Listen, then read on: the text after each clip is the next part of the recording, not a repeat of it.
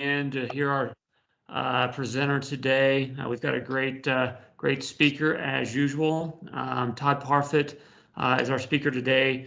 Todd was appointed the director of Wyoming DEQ by Governor Matt Mead in October of 2012, and he was subsequently reappointed in January 2019 by Governor Gordon. Todd has served as DEQ's deputy director and head of industrial siting division prior to his appointment. Early in his career, he was director of operations for BHE Environmental, a private environmental consulting company. So I just want to thank Todd for your time today, Todd. Looking forward to the discussion. Also want to let everyone know that we will be recording this. So if you're interested in getting a recording, let us know. And then we'll also have a question and answer session after Todd is finished presenting. So with that, I'll hand it over to Todd. Well, thanks, Garrett, and good afternoon, everyone. Thank you for the invitation to speak today and provide one state's perspective on the work of protecting public health and the environment, something that we're all engaged in. So let me start by talking about the importance of strong and positive relationships. We, being the states, EPA, the regulated community, and the public, share a common goal of clean air, clean water, and clean lands in conjunction with strong energy and economic development. The path that we believe we need to take to achieve these shared values varies amongst the different agencies and stakeholders. And that's one reason why establishing strong collaborative relationships is so important to achieving the shared goal of better and more sustainable environmental and economic outcomes.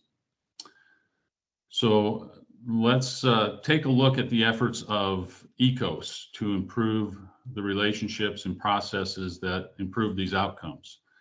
But first, let me define, for those of you who aren't familiar with ECOS, ECOS is the Environmental Council of States. It's a nonprofit, nonpartisan organization whose membership is comprised of all 50 state environmental protection agency secretaries and directors that provide state input and perspectives to Congress, federal agencies, and in particular to EPA. So the Environmental Council of States formally launched a Cooperative Federalism 2.0 initiative in April 2017. And this action culminated many years of state-driven efforts to build and enhance the capacity and performance of state environmental agencies and the state-federal relationship. The ECOS Cooperative Federalism 2.0 campaign worked to reorient the state EPA relationship, reducing overlap and duplication and advancing effectiveness, moving us to an outcomes-oriented versus output-oriented approach to environmental protection. There was a focus on regulatory stability and certainty. Regulatory stability and certainty create benefits for the regulated community, states, and the public by creating a sound foundation for investments in environmental protection and by supporting improved environmental outcomes. When the foundation of environmental protection was established in the United States in the late 60s and early 70s, a key constitutionally based tenet was cooperative federalism. Under this tenet, Congress establishes the law, the federal government implements the law through national minimum standards for the media or pollutant in question, and states can seek authorization or delegation to implement the programs needed to achieve these standards. So over the last 50 years, states have become the primary implementers of these environmental statutes, such that today, states have assumed more than 96% of the delegable authorities under federal law. And these state programs have now matured, and states have undertaken many continuous improvement efforts to address new environmental challenges and to modernize and streamline decision-making processes.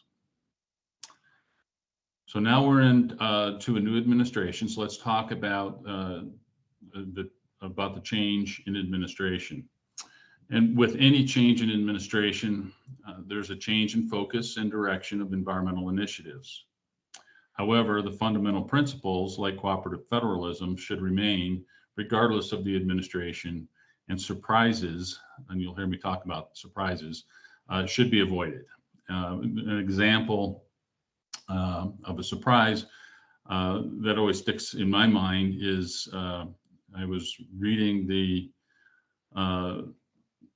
front page of the local newspaper, and there was an article on enforcement action and penalties that EPA was taking against a refinery here in Cheyenne. I was unaware of the fact that EPA was taking this enforcement action. And I can see from my office, I can look out the window and I can see the refinery. And finding about this in the media was a little bit disturbing. And I was just waiting for the governor to call and ask me what was going on with the refinery. Of course, I didn't have an answer to that because we didn't have that communication with EPA at the region. So I contacted the region. We've had discussions about that and how we can coordinate and communicate better. One of the things that also came up was that the region received some complaints regarding issues that directly related to a primacy program. And rather than passing that information back up to the state, the EPA staff chose to try to address the issue on their own. Again, that necessitated a conversation between myself and my staff and EPA Region 8 staff to kind of iron out those details of how the communication should work and could work better. And I always go back to what Gina McCarthy once said, and that's environmental programs work best when everyone stays in their lane. And that's a very true statement. So striving for a state-federal relationship that empowers each party to do what we each do serves the public, the regulated community, and the environment best. Cooperative federalism principles result in more effective environmental protection and greater administrative efficiency through a fundamental alignment of program implementation responsibilities between states and the federal government. So let's look at some of the current EPA initiatives under the new administration. One of the first is through executive order, EPA is relooking at all of the recent EPA decisions. And when I say recent, I mean those that occurred during the previous administration, so 2016 to 2020. So with any change in administration from one party to the other, you see, the pendulum swing, and we hope that the pendulum doesn't swing too far one way or the other. It gets back to it's important not to throw out the good with the bad. And I always view it as you need to be strategic. And for those public policy folks, you'll relate to this, is you can take a radical approach to addressing an issue, or you can take an incremental approach. And oftentimes the incremental approach is far more desirable. So what are some of the big policies and rules that we're looking at here? I won't list them all, but some of the key ones. First off, you have waters in the United States. This is an ongoing issue because of some Supreme Court decisions back in the 90s. It's kind of gone back and forth, and talk about the pendulum swing. Not sure where they're going to land, but we're engaged with conversations with EPA at this time. We recognize that states are going to have different perspectives. Different stakeholders are going to have different perspectives on what should be constituted as a water of the United States, just because it depends on where you're from and the situation in your own particular state. Another program, the 401 certification program under the Clean Water Act, is also being discussed. On the air side, the big one is the Clean Power Plan, or what was replaced with the ACE rule, and watching to see what's going to happen on that front. EPA's regulatory agenda this spring had 70 new air quality rules that they were taking action on. And that's something that, that's a challenge for states to make sure that we're commenting on, reviewing, and participating in the process of all of those rules, because each of those will have different implications for the state regulated community and also on state resources. And I also have to mention that sue and settle is back. And what sue and settle is where EPA has a non-discretionary duty to take an action by a certain time frame. And when they miss those time frames, and usually it's because they don't have the bandwidth to be able to do the review, all the reviews that they need to do, and so they miss the deadlines. And that then generates a lawsuit from a third party. The issue there is that states, and we've been told directly that states are not allowed to participate in that process, and as a result, the settlements that come out of that do affect the states and the timing of the work that we have to do. We learn about those settlements through the media. Now, under the Obama administration, the same practice was occurring, and we became frustrated with the sue and settle process at that time, so much so that we decided to sue EPA when they missed a deadline on the SIP approval so that we could have a seat at the table. So all of these things that are occurring can lead to resource drains on states and EPA. It leads to uncertainty and a certain amount of frustration. So let me switch to another priority of EPA, and should be no surprise to anybody, and that's greenhouse gases and climate change. And last week, EPA announced their climate-related oil and gas methane reduction rule. The proposed rule, which is titled Standards of Performance for New, Reconstructed, and Modified Sources and Emission Guidelines for Existing Sources, Oil and Natural Gas Sector Climate Review. That's a mouthful. This proposed rule would impose requirements for states through state implementation plans to cut methane emissions and other air emissions like volatile organic compounds and hazardous air pollutants from existing oil and gas sources. Proposed rule would also expand reduction requirements already on the books for new, modified, and reconstructed oil and natural gas sources. EPA reports that the proposed rule would reduce methane emissions from covered sources by 74% by 2030 compared to 2005 emissions. Key features of the proposed rule include a comprehensive monitoring program for new and existing well sites and compressor stations, a compliance option that allows owners and operators the flexibility, encouraging innovation, to use advanced technology that can find major leaks more rapidly and at lower cost. A zero emission standard for new and existing pneumatic controllers, standards to eliminate venting of associated gas and require capture and sale of gas where a sales line is available. And that would be for new and existing oil wells.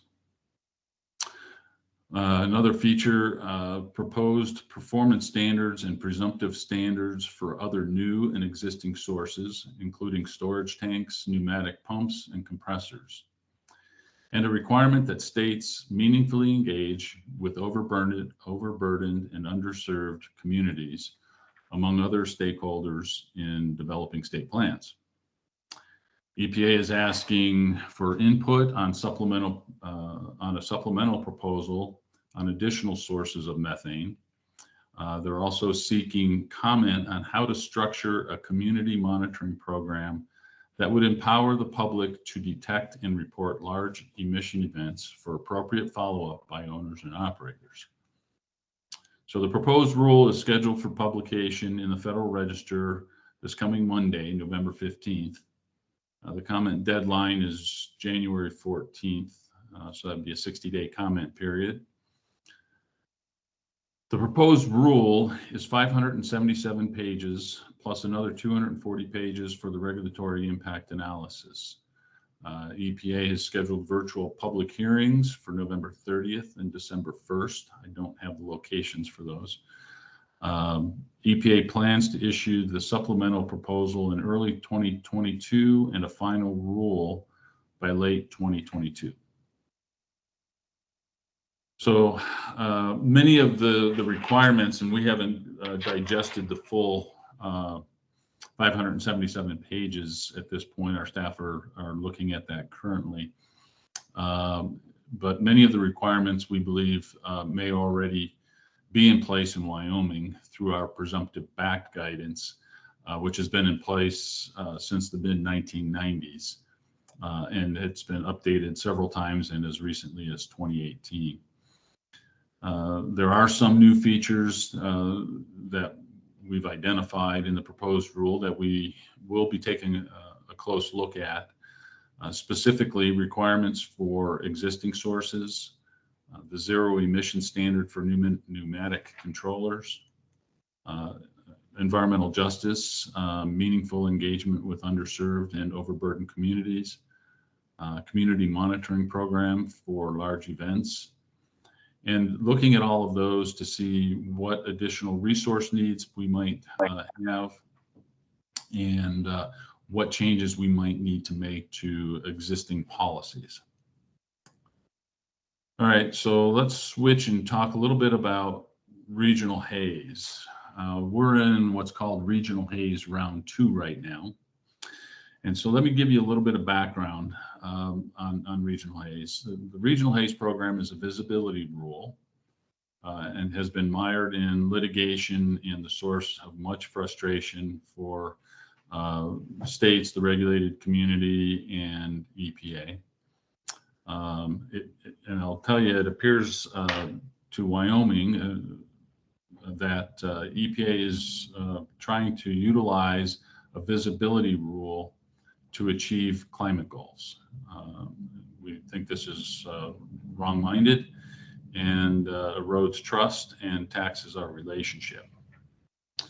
Now, there's two parts to regional haze. There's the SO2, which is 309 of the Clean Air Act, and then there's the particulate and NOx provision, which is the 309G.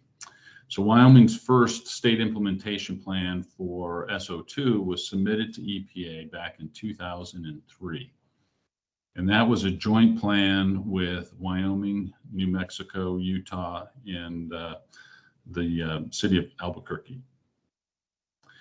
After significant national litigation and revisions to the SO2, Wyoming made revisions to the SO2 SIP and submitted those to EPA in 2008 and 2011.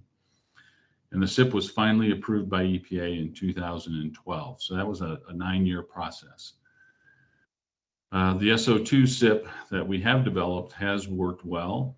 And that's demonstrated as by the fact that we're well below target SO2 reductions. Now, Wyoming's round 1 particulate matter NOx 309G state implementation plan was submitted in 2011. Now, that underwent 3 separate EPA reviews, which resulted in 3 different conclusions and determinations by EPA. Where they ended up was EPA partially approved and partially disapproved our state implementation plan in 2014. 10 of the electric generating units were approved. The plans for those units were approved and 5 units were disapproved. There's ongoing litigation associated with 2 of the disapproved units going on 10 years now after the original submittal.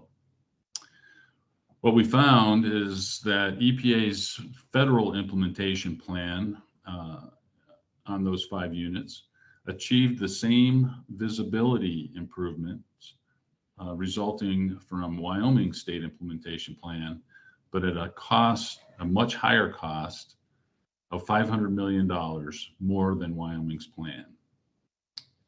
So now we're into round two. The round two state implementation plans for particulate matter and NOx were originally due to EPA in 2018, but EPA did extend the deadline to July 31, 2021. Now, Wyoming and other Western states have been working over the last 3 years on the round two SIPs. EPA, without any communication with the states, and this is a surprise that we always try to avoid, but without any communications with the state, EPA issued new guidance on July 8th, 2021, just 23 days before the due date of round two state implementation plans. Some states had already made their submittals. The new guidance includes new requirements like EJ considerations. But we question that because regional haze is not a health-based rule. It's a visibility rule that pertains to the 156 Class 1 areas, which are national parks and wilderness areas. This raises the question, is the guidance with respect to at least EJ appropriate? So Wyoming requested an extension of time to review the guidance and to determine if it would be necessary or appropriate to make any changes to the round two state implementation plan. EPA denied the request, stating that the guidance does not change any existing requirements or create any new requirements. However, EPA is now saying that our draft round two state implementation plan is not meeting the new requirements of the guidance. So we're in the process of developing responses to the numerous comments that we received from EPA. There were 35 specific issues raised, and mostly those were related to the new guidance. So all I can say is on that one is that stay tuned, and we'll see what the response will be from EPA when we submit our state implementation plan. All right, now what I want to do is pivot to an example where the power of partnerships has been very successful. And specifically, that's been in addressing wintertime ozone in the Upper Green River Basin. So back in 2005, that's when we first discovered that under certain meteorologic conditions, along with emissions of precursors, nitrogen oxides and VOCs, you can experience periods of elevated ozone during wintertime months, specifically January through March. And you can experience those in rural areas where you would typically not expect to see elevated ozone levels. So in July of 2012, an area of southwest Wyoming that includes all of Sublette County and parts of Lincoln and Sweetwater counties was designated as non-attainment for the 2008 ozone standard of 75 parts per billion. So a work group consisting of local citizens, industry, and government agencies was convened to identify recommendations to reduce emissions of ozone precursors, the NOx and VOCs. There were 11 recommendations that came out of the work group, and we incorporated all of them to the extent possible. Through forecasting, DEQ's meteorologists, I'd say that 3 times fast. Through forecasting, DEQ's meteorologists can identify days that are likely to generate elevated ozone and issue ozone action days. On ozone action days, ozone contingency plans are enacted and include deferring non-essential construction and maintenance activities, delaying refueling trucks and equipment, eliminating truck idling, and delaying or deferring other activities that might generate NOx or VOCs. We've also incorporated the use of what's called YVisNet on our website, which provides real-time data to monitoring stations not only in the Upper Green River Basin, but throughout the state. So we, again, the public, industry, and government agencies now meet regularly every 6 months. So we meet pre and post winter ozone season to discuss the results and talk about new ideas. Industry has truly stepped up and looked at innovative ideas to improve early detection and repair of leaks. Since 2008, we've reduced over 7,000 tons of VOC emissions and nearly 2,000 tons of NOx emissions in the Upper Green River Basin. In fact, during the winter ozone seasons of 2013 through 2016, we had 0 exceedances of the 2008 standard of 75 parts per billion or the 2015 standard of 70 parts per billion. We've come a long way, but it's clear that there's more work that we need to do. And that was experienced in 2019. So in 2019, we had a relapse. We had a very hard winter, a lot of snowpack, experienced significant exceedances for a short period of time. So much so that we considered shutting down the field as ozone levels became concerningly high. In 2020 and 2021, we saw a return to the desired ozone levels. We continue to work with the community and industry partners to improve our understanding of wintertime ozone and to meet the 2015 ozone standard of 70 parts per billion. We're also watching closely to the actions of EPA as they reconsider their 2020 decision to not make any changes to the 2015 standard. So that's where we are with the Upper Green River Basin. With that, I will stop. Thank you for your time. There was a lot there to cover in a short period of time, and I'll do my best to answer any questions that you might have. So thank you. All right, thank you, Todd. Great discussion. We'll open it up for questions, and maybe to simplify things, if you guys just want to use the raise hand option on Microsoft Teams, that might help.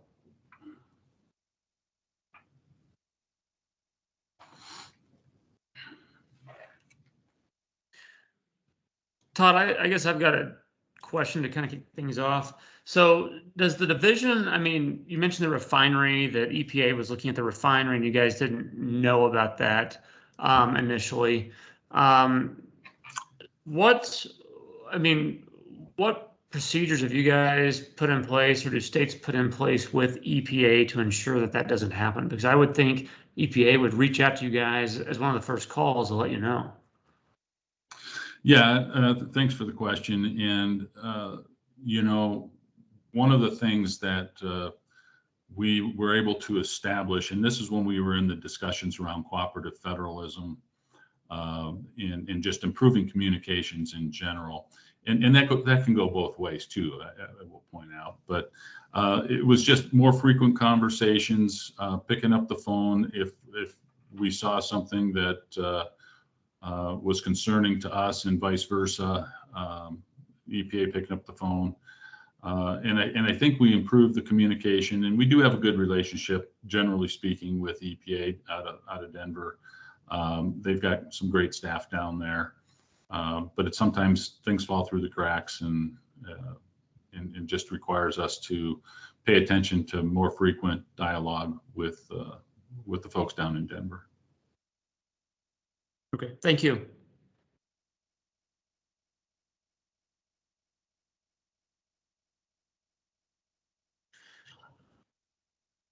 All right, looks like we've got Chuck with a question. Go ahead, Chuck.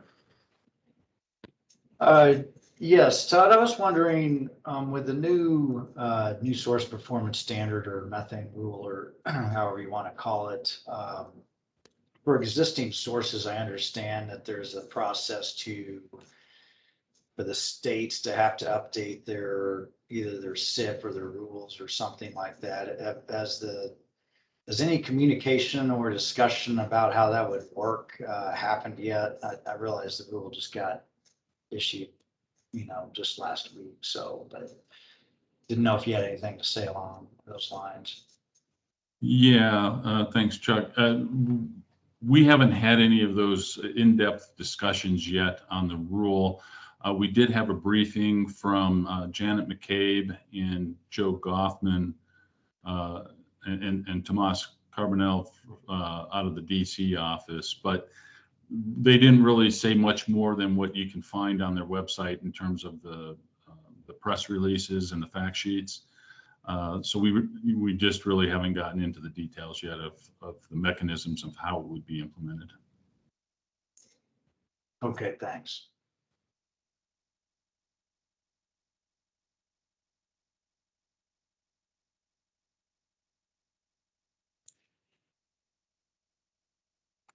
All right, any other questions?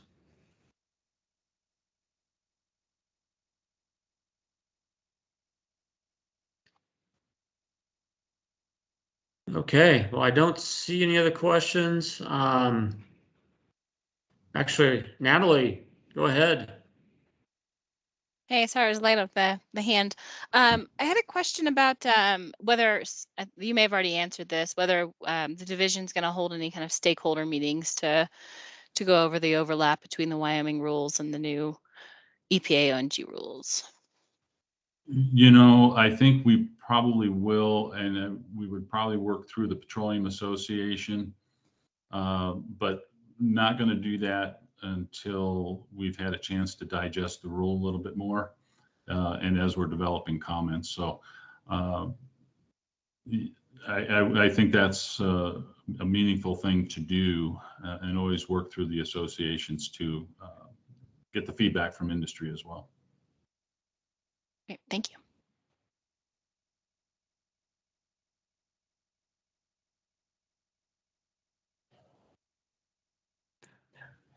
Okay, any other questions?